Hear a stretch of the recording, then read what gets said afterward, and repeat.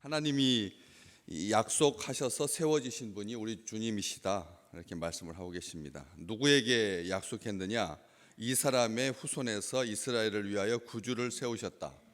그러니까 이 사람은 바로 위에 22절에 있는 말씀, 다윗에게 약속하신 대로, 하나님이 약속하신 대로. 그런데 다윗에게 하신 이 놀라운 약속, 너의 후손 가운데서, 너의 씨 가운데서 이스라엘을 위하여 구주를 세울 거다, 구주가 나실 거다라고 하는 그 약속은 위로 계속 거슬러 올라갑니다. 그냥 이렇게 전체의 세대 중에서 이 다윗이 속한 그 지파에서, 유다 지파에서 그렇게 한 사람만 콕 찍어가지고 그 사람에게만 말씀해 주신 것이 아니라 계속 말씀해 오셨습니다. 하나님은 약속의 하나님이시니까. 그냥 이 다윗과 같은 사람이 이 지구상에 몇 명이나 되겠습니까?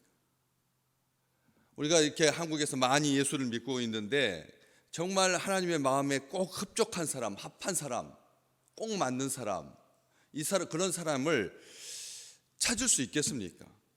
우리가 우리 인생을 돌아봐도 그럴 때도 있지만 그렇지 않을 때가 더 많은데, 그렇기 때문에 하나님께서 그런 사람에게 약속을 하시지, 이렇게 한다면 성경은 필요가 없는 거죠.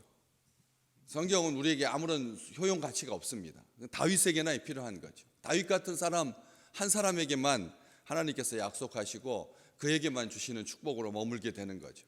오늘 우리가 누려야 할 축복은 없는 겁니다. 그렇기 때문에 위를 보셔야 됩니다. 다윗까지 이루어지는, 쭉 위로 올라가면 아담과 하와에게 가죽옷을 지어 입히셨던 하나님, 아담과 하와에게 가죽옷을 지어 입히셨던 하나님, 수치를 가려주기 위해서 동물을 죽여서 그 털 가죽으로 옷을 입히신 겁니다. 하나님께서 동물을 잡으셔가지고 가죽 작업하시는 시간이 여러분 얼마나 걸릴 것 같습니까? 그냥 말로 가죽옷 지어져라 뿅 이렇게 해가지고 나온 게 아니거든요.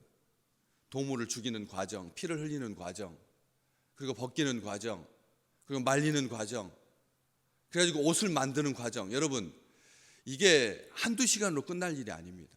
한두 주로도 안 됩니다. 안 그렇습니까?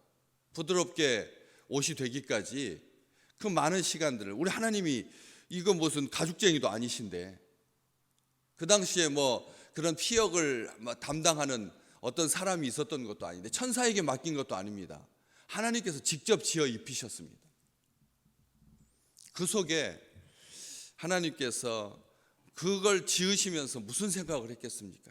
내가 괜히 내 형상을 닮아가지고 나 혼자서로도 자족한데 이렇게 처음부터 이렇게 틀어질 거면 내가 뭐 하려고 사람을 지었나?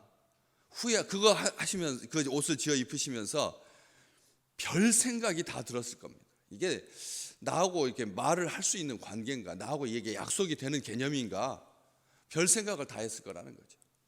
그런 속에서 가죽옷을 지어 입히시면서 주님께서 창세기 3장 15절에 너의 여자의 후손이 너의 후손의 머리를 짓밟게 될 거다라고 하는, 그때부터 벌써 너의 여자의 후손에서부터 난 자, 예수 그리스도를 원복음이라고 제가 말씀드렸습니다. 오리지널한 가스펠, 원복음입니다. 원복음. 그게 그 약속이 이제 계속 유효하게 이어지게 되는 거죠. 노아에게 무지개의 약속을 통해서 내가 다시는 이 땅을 물로 심판하지 않겠다.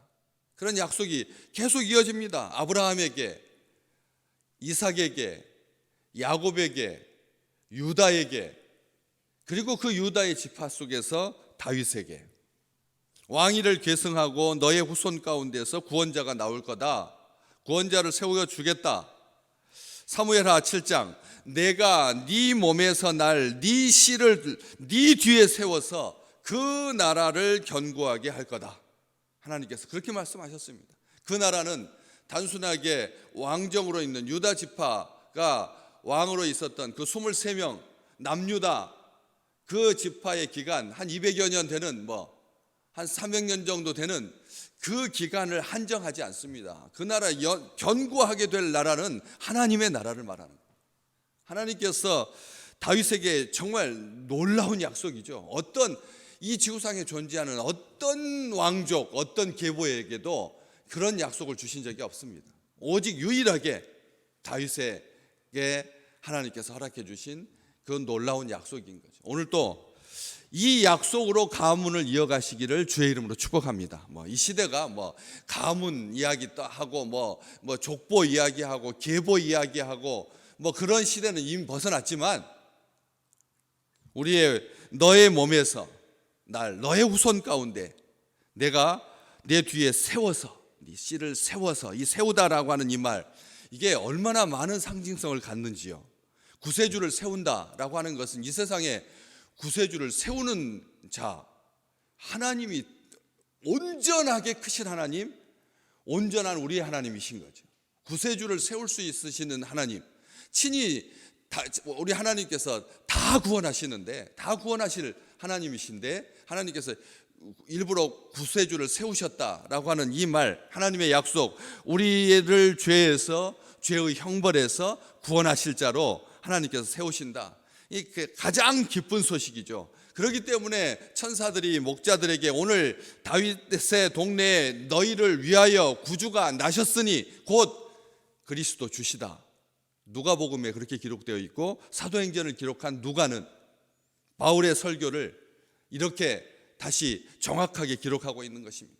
사도행전 4장 12절, 우리는 오늘 또 고백하며 살 것입니다. 다른 이로서는 구원받을 이름을 하나님께서 우리에게 주신 적이 없다. 그 고백을 가지고 이 관리들과 장로들과 서기관들과 대제사장들, 그 중에서 안나스, 가야바, 요한, 알렉산더, 대제사장의 문중 앞에 있는 모든 사람들 앞에서 베드로가 했던 그 말, 사도행전 4장 12절 말씀.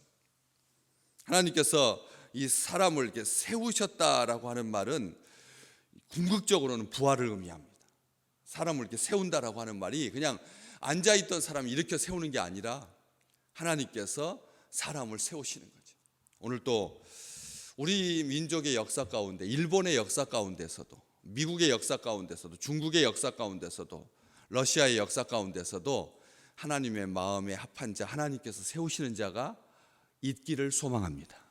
하나님께서 세워주시는 사람, 그 사람이 그 나라를 구하고 민족을 구하고 그런 것처럼 우리나라 너무 자꾸 위축되어 간다. 사람이 이제 안 태어난다. 이 지구촌에서 어떻게 0.78명 나올 수가 있을까? 그것도 깨지고 또 깨지고 또 깨져서, 그래서 안타까움이 가득한 이 세대에 하나님께서 일으켜 세우실 한 사람, 그로 말미암은 구원, 우리 주님께서 그 일을 감당하셨지만 하나님께서 지금도 사람을 임명하고 지명하시고 선택하여서 세우신다는 것이죠. 요한복음 3장 16절은 우리가 잘 아는데, 그 17절, 하나님이 그 아들을 세상에 보내신 것은 세상을 심판하려고 하는 것이 아니라 그로 말미암아 세상을 구원받게 하려고 하신 거다.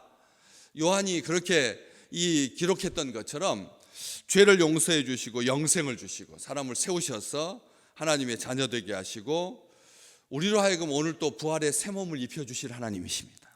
부활의 소망을 가지고 사시기를 주의 이름으로 축복합니다.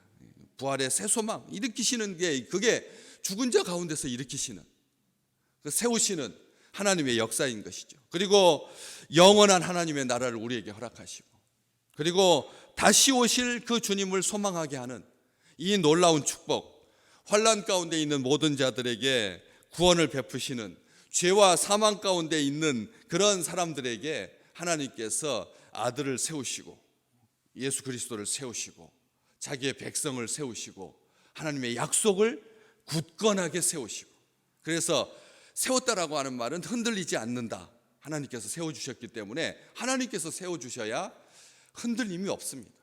많은 것들이 흔들리고 있습니다.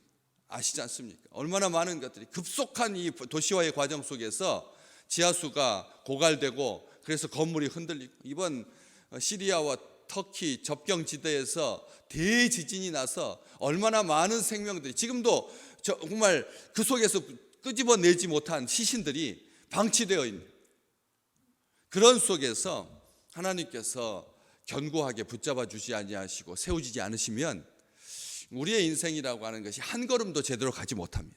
우리는 이것을 고백합니다. 하나님께서 나를 붙드시고 나를 세워주실 것이다라고 하는 이 소망만이 오늘 하나님의 약속을 성취하는 주의 백성들의 가야 할 길입니다. 하나님께서 이 말씀대로 하나님이 약속하신 대로 하나님께서 약속하신 대로 우리 이 사람의 후손에서 이스라엘을 위하여 구주를 세우셨으니 곧 예수라. 딱 한 절입니다. 13장 23절 사도행전 13장 23절 오늘 우리의 마음속에 우리의 입에 붙어 있기를 주님의 이름으로 축복합니다. 이 말씀을 다윗의 후손에게만 국한시키고 예수로 끝나버리는 약속이라면 하나님께서 이 말씀을 기록하여서 오늘 우리에게 주실 일이 없는 거죠. 오늘 우리가 붙잡아야 할 나에게 주신 소망의 말씀인 것입니다. 하나님은 약속을 오늘도 우리와 하십니다. 하나님께서 우리와 약속하십니다. 내 말을 붙드는 자에게 내 마음에 합한 자에게 하나님께서 약속을 주시고 또 하나님께서 세우시고 그리고 성취하시고 예수 자기 백성을 그들의 죄에서 구원할 자 그 예수 자기 백성인 나 하나님의 백성인 우리를 하나님께서 죄 가운데서 구원해 주셔서 오늘 또 우리의 입술에서 예수 그리스도 나의 주님이라고 하는 온전한 고백이 터져 나오는 근사한 한 주간 되시고 하루가 되시기를 주의 이름으로 축복합니다.